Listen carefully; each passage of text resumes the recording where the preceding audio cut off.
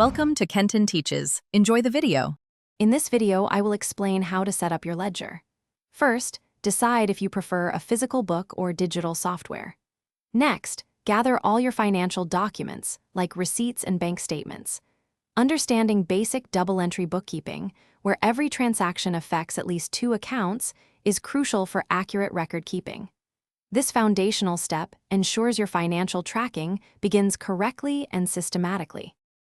Now, let's record your daily transactions. For each event, clearly note the date, a brief description, and the precise amount. Determine which accounts are impacted. For instance, a cash purchase debits an expense and credits cash. Remember, debits always go on the left side of an account and credits on the right, maintaining balance. After recording, it's time to balance and review. Add up all the debit amounts and all the credit amounts for each account.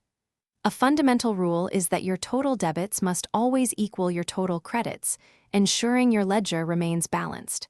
Make it a habit to regularly review your entries for accuracy, catching any mistakes early. Finally, let's discuss maintaining your ledger.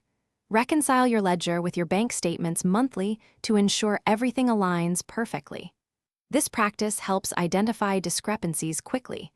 Utilize your well-kept ledger to generate valuable financial reports, offering insights into your financial health.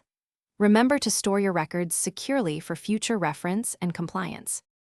Thanks for watching. Please subscribe if this video was helpful.